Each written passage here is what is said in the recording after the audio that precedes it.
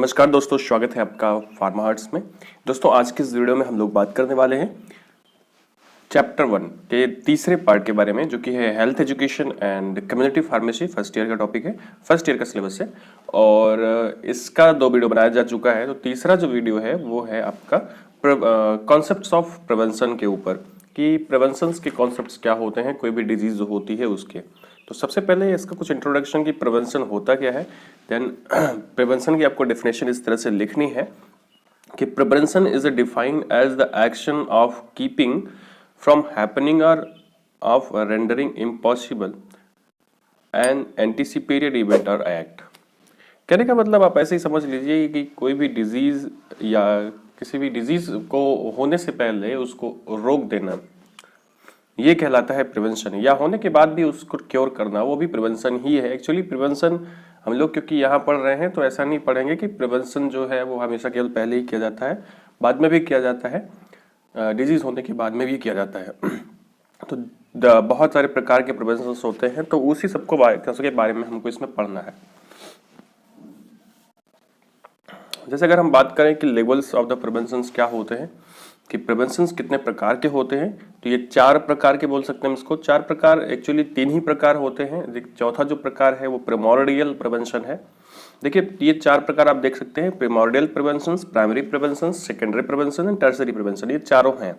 तो प्रीमोर्डियल और primary, secondary, tertiary क्या होता है, तो सबसे पहले जो प्रिमोर्डियल प्रिवेंशन होता है, ये ऐसे प्रिवेंशन होते हैं जो कि किसी भी अनअफेक्टेड कंट्री या पॉपुलेशन में जो रिस्क फैक्टर है उसके डेवलपमेंट को रोकते हैं। जैसे मान लीजिए कोरोना आया, तो कोरोना सबसे पहले चाइना में था, किसी दूसरे देश में नहीं गया था। तो दूसरे देश में नहीं गया था, वहां के लोग अनअफेक्टेड थे। कहने का मतलब वहां पे रिस्क फैक्टर्स नहीं थे और उनका डेवलपमेंट ना हो उसके लिए कुछ प्रिवेंशन किया जाए, ये कहलाएगा प्रीमोर्डियल प्रिवेंशन। जैसे मान लो भारत में नहीं आया कोरोना, मान लो अगर आ तो गया है, नहीं आया है मान लो, तो ऐसे कंडीशन में अगर भारत के लोग मास्क पहनने लगे, भारत के लोग ऐसे कुछ दवाएं अपने पास रखने लगे और लोगों से मिलना जुलना कम कर दें, सोशल डिस्टेंसिंग का पालन करें, तो उनको कोरोना नहीं होगा। जबकि मान लीजिए अगर कोरोना भारत में नहीं आया, तब की बात कर रहा हूँ, अगर ऐसा हुआ है तो, क्योंकि कोरोना नई डिजीज है इसी वजह से मैं आपको बता रहा हूँ, एक्चुअली कोविड-19, ठीक है। तो ये मतलब अनअफेक्टेड कंट्रीज में, अनअफेक्टेड पॉपुलेशंस में जो रिस्क फैक्टर हैं उनको, उनके डेवलपमेंट को रोकने के लिए जो प्रिवेंशन होता है उसको हम लोग बोलते हैं प्रीमोर्डियल प्रिवेंशन, ठीक है। अब इसमें होता क्या है कि किसी भी इंडिविजुअल या भीड़ को, मतलब जो मास लोग बहुत सारे हैं, उनको एजुकेट किया जाता है प्रीमोर्डियल प्रिवेंशन के मेथड के लिए, कि मतलब ये होती क्या है। तो अगर लोगों को एजुकेट करेंगे तभी वो लोग काम करेंगे, ठीक है। यहाँ तो एजुकेट करने के बाद भी काम नहीं कर रहे हैं। तो जैसे मान लीजिए आपको बता दिया गया कि कैसे कैसे आपको बचना है, क्या क्या करना है, तो दैट्स प्रीमोर्डियल प्रिवेंशन। तो इससे रोग से बहुत हद तक बचा जा सकता है अगर आपने कोई प्रीमोर्डियल प्रिवेंशन कर लिया है तो, क्योंकि इससे फायदा आपका ये होगा कि डिजीज आपके अंदर नहीं आएगी। देखिए लिखना आपको ऐसे है जैसे आपके मैंने लिखा है, ठीक है, आप अपने हिसाब से थोड़ा सा और बढ़ा सकते हैं। देखो जब लिखना शुरू करते हैं हम, तो बहुत किताबी लैंग्वेज जरूरी नहीं होती है, कुछ सब्जेक्ट को छोड़ करके। तो चलिए आगे बढ़ते हैं। दूसरा होता है आपका प्राइमरी प्रिवेंशन। प्राइमरी प्रिवेंशन भी एक प्रकार के प्रिवेंशन होते हैं, लेकिन हम इस प्रकार के प्रिवेंशन को बोलते हैं प्री पैथोजेनेसिस प्रिवेंशन, आगे बताएंगे।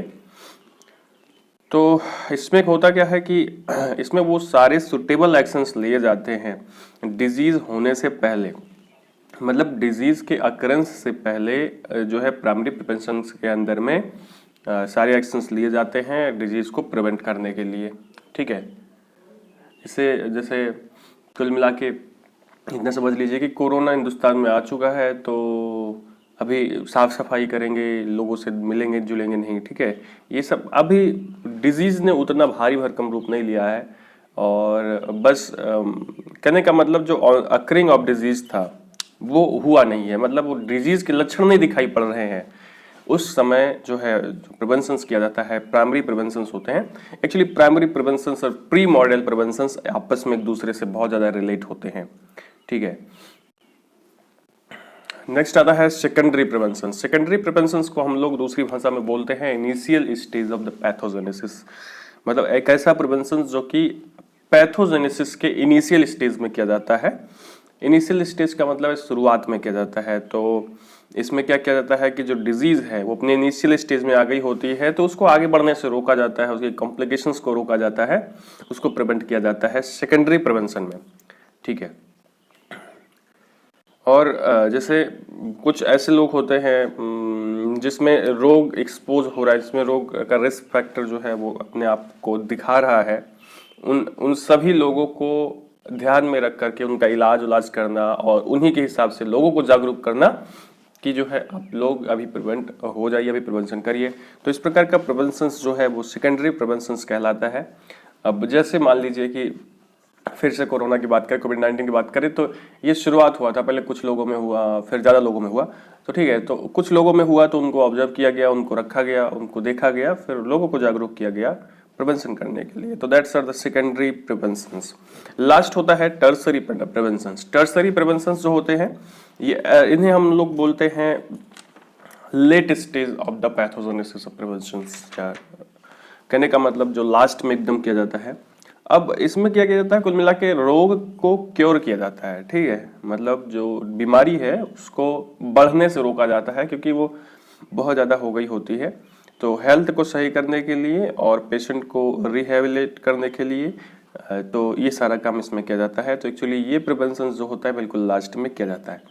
ध्यान दिया जाता है कि जो बीमारी हुई है उस बीमारी से व्यक्ति के अंदर कोई डिसेबिलिटी या कोई इम्पेयरमेंट ना उत्पन्न हो, बीमारी अपने आप सही हो जाए और जो पीपुल्स जो लोग हैं वो ठीक ठाक से जैसे पहले थे वैसे जीने लगे। दैट्स और टर्सरी प्रिवेंशन। कहने का मतलब समझ में आ रहा होगा, जैसे किसी को बीमारी हो गई, बीमारी बहुत ज्यादा जकड़ गई, अभी बीमारी वैसे रहेगी तो वो बेचारे के ऐसे क्या उसमें विकलांग हो सकता है, कुछ इम्पेयरमेंट आ सकता है उसकी बॉडी में, कोई चीज खराब हो सकती है। तो उन सभी को बचाने के लिए जो टर्सरी लेवल का प्रिवेंशन होता है वो किया जाता है, ठीक है। मतलब एक टाइप है। नेक्स्ट, अभी ये सारा चीज हमें थोड़ा सा डिटेल में पढ़ना है, बहुत ज्यादा डिटेल में नहीं पढ़ना है, ज्यादा पूछा उछा नहीं जाता है, लेकिन तब भी थोड़ा सा आप देख लीजिए। मैंने जैसे कि बताया आपको प्राइमरी प्रिवेंशन से प्री पैथोजेनेसिस प्रिवेंशन होता है। प्री पैथोजेनिक का मतलब होता है कि बीमारी होने से पहले, पैथोजेनेसिस का मतलब कि जो पैथोजेंस है उन्होंने बीमारी उत्पन्न करना शुरू कर दिया है, तो प्री का मतलब पहले, ठीक है। तो ये इनिशियल मतलब जब डिजीज के एकदम शुरुआत में, ठीक है, इसको हम प्रिवेंट करते हैं। कैसे प्रिवेंट करते हैं? सबसे पहले तो हेल्थ प्रमोट करके, दूसरा स्पेसिफिक प्रोटेक्शंस। हेल्थ को कैसे प्रमोट किया जाएगा? तो हेल्थ को हेल्थ एजुकेशन के द्वारा प्रमोट किया जा सकता है। मतलब लोगों को हेल्थ के बारे में रेगुलर बातें बताई जाए, ठीक है। जैसे आपको बताया जाता है कि अपना जो रोज नहाते रहिए, ठीक है, अपने दांतों को साफ करते रहिए और ब्रश करते रहिए लगातार, अच्छा खाना खाइए, खराब खाना ना खाइए। एक्चुअली अच्छा वो दूसरे में आ जाएगा, लेकिन हेल्थ एजुकेशन में यही सब बताया जाता है। तो नेक्स्ट होता है इन्वायरमेंटल मॉडिफिकेशंस। जैसे इसी के अंदर आएगा हेल्थ प्रमोशन के अंदर हेल्थ को कैसे प्रमोट किया जाए। तो लोगों को सही पानी मुहैया कराया जाए, है ना। उनको जो इंसेक्ट्स हैं, जो मच्छर हैं, रोटेंट्स हैं या दूसरे ऐसे प्राणी हैं जो कि इन्वायरमेंटल है और वो आपको हार्म कर सकते हैं, बीमारी उत्पन्न कर सकते हैं, उन सभी को दूर किया जाए। तो इस तरह से भी हेल्थ को प्रमोट किया जा सकता है, ठीक है। नेक्स्ट आपका है न्यूट्रिशनल इंटरवेंशंस। न्यूट्रिशनल इंटरवेंशंस का मतलब ऐसे कि आप जो भी है पीपल्स को, जो लोग हैं, जो इंडिविजुअल्स हैं, उनको जो है अच्छा खाना मुहैया कराया जाए। अच्छा खाना का मतलब न्यूट्रिशनल भोजन जो है वो दिया जाए, जिससे उनका जो उनकी जो प्रतिरक्षा तंत्र, उनकी जो इम्यूनिटी है वो मजबूत रहे। नेक्स्ट है लाइफ स्टाइल में बिहेवियरल चेंजेस। तो कुल मिला के लोगों को अच्छी लाइफ स्टाइल, उनके लाइफ स्टाइल में चेंज करके अच्छी लाइफ स्टाइल, अच्छे बिहेवियरल चेंज उसमें लाने चाहिए, कुछ अडॉप्ट करने चाहिए जिससे बीमारी कम हो, सही ऐसे काम करे जिससे बीमारियां ना हो। तो उन सभी को बताना, उन सभी को हम लोग बोलते हैं हेल्थ प्रमोशन। नेक्स्ट होता है स्पेसिफिक प्रोटेक्शंस। अब स्पेसिफिक प्रोटेक्शंस के अंदर जो है कुल मिला के वही सारी चीजें आती हैं जो अभी मैंने बताया ऊपर हेल्थ प्रमोशंस के अंदर, कि इसमें कुछ ऐसी एक्टिविटीज इन्वॉल्व होती हैं जैसे कि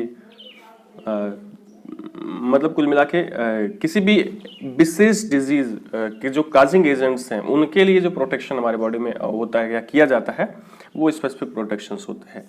जैसे आपको फ्लोरीन युक्त पानी पीना है जिससे आपके दांत ना खराब हो, इस ठीक है। एलर्जेंस से दूर रहना है, अच्छे न्यूट्रिशंस लेने हैं और जो कार्सिनोजेंस होते हैं, कैंसर उत्पन्न करने वाले कारक होते हैं, उनसे थोड़े से दूर रहना है, उनको उनसे प्रोटेक्ट करना है खुद को। तो कुल मिला के स्पेसिफिक टाइप का डिजीज से अगर हम लोग प्रोटेक्ट होते हैं तो उसको हम लोग स्पेसिफिक प्रोटेक्शन बोलते हैं। ये भी प्राइमरी प्रिवेंशन के अंदर आता है, ठीक है। जैसे कैंसर आपको नहीं हुआ है लेकिन आपको कार्सिनोजन से दूर रहना है, ठीक है, तो कहने का मतलब that's a specific protection. Next आता है लेवल्स ऑफ द प्रिवेंशन में सेकेंडरी प्रिवेंशन, जिसको हमने बताया कि initial stage of the pathogenesis. तो इसमें क्या होता है कि देखिए, जब भी डिजीज का इनिशियल स्टेज होता है, शुरुआत होती है, तो दो प्रकार से हम लोग इसको प्रिवेंट कर सकते हैं। पहला तो अर्ली डायग्नोसिस, दूसरा है प्रॉम्प्ट ट्रीटमेंट। कहने का मतलब अर्ली डायग्नोसिस का मतलब क्या है कि कोई भी बीमारी अगर आपको अभी पकड़ी है और अभी ने आपने उसका डायग्नोसिस करवा लिया, आपको पता लग गया कि हाँ ये बीमारी हो गई है, आप जल्दी से दवा खाएंगे, आप ठीक हो जाएंगे, ठीक है। तो अर्ली जो डायग्नोसिस होती है वो बहुत ज़्यादा इंपॉर्टेंट होती है और ये सेकेंडरी स्टेज के अंदर आती है। उसके बाद जो ट्रीटमेंट है उसको बढ़ावा देना चाहिए, जिससे बहुत सारे लोग क्या होते हैं कि ठीक हो जाएगा बीमारी, अभी बीमारी हुई है ठीक हो जाएगी, कोई दिक्कत नहीं है। लेकिन ऐसा नहीं है, अगर आपको बीमारियां जकड़ लेगी तो फिर दिक्कत हो जाएगी। इसीलिए तुरंत ट्रीटमेंट भी बहुत ज़्यादा ज़रूरी होता है। वो किसी भी तरीके का हो सकता है, आयुर्वेदिक हो सकता है, एलोपैथिक हो सकता है, लेकिन जो है ट्रीटमेंट तुरंत कराना बहुत ज़्यादा ज़रूरी होता है। तो यही सारी चीज़ इसमें बताई जाती हैं। नेक्स्ट और लास्ट है लेवल्स ऑफ द प्रिवेंशन में। मैंने आपको बताया पिछली बार भी कि टर्सरी प्रिवेंशन जो होता है, टर्सरी प्रिवेंशन को हम लोग बोलते हैं late stage of the pathogenesis. What is the late state of the pathogenesis? जैसे कि बीमारी आपको हो गई और बीमारी होने के बाद 2, 4, 10 दिन 20 दिन आपने बिता लिया है, आपको बीमारी बढ़िया से हो गई है। तो अभी जब बीमारी आपको हो गई है तो आपको ये प्रॉब्लम होगी कि आपके अंदर बीमारी ठीक तो हो जाएगी लेकिन कुछ इम्पेयरमेंट करके चली जाएगी, लीवर आपका डैमेज कर जाएगी, आपको डिसेबल कर सकती है, ठीक है। तो उन सभी से बचने के लिए टर्सरी प्रिवेंशंस किए जाते हैं। अब इसमें है कि कुछ ऐसे डिसेबिलिटीज लिमिटेशंस होते हैं। कहने का मतलब जो डिसेबिलिटीज होती है उसको लिमिट में रख देना और पेशेंट्स का रिहेबिलाइजेशन इसी के अंतर्गत आता है। देखिए, मैंने बताया कि इतना बहुत ज़्यादा इंपॉर्टेंट नहीं है, इसलिए बहुत ज़्यादा डिटेल में आपको नहीं बताया गया। तो डिसेबिलिटी लिमिटेशंस में आता है जैसे इम्पेयरमेंट ना होने दिया जाए, हैंडीकैप ना होने दिया जाए और डिसेबल ना होने दिया जाए।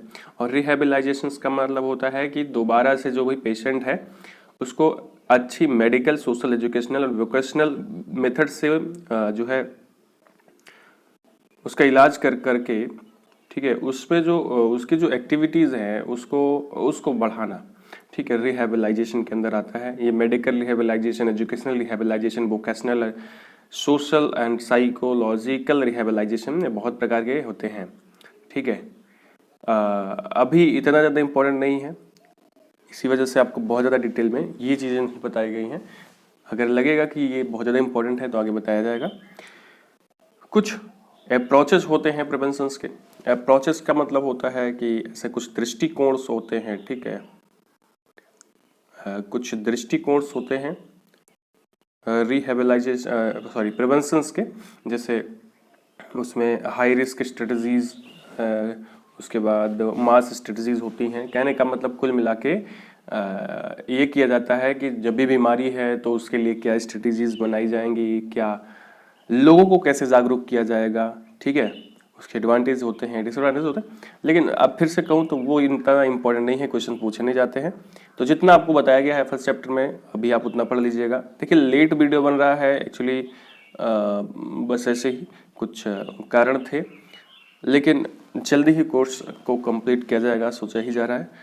बाकी आप जितना ये बताया गया है इसको पढ़ लीजिएगा। बाकी मिलते हैं नेक्स्ट वीडियो में। Thank you.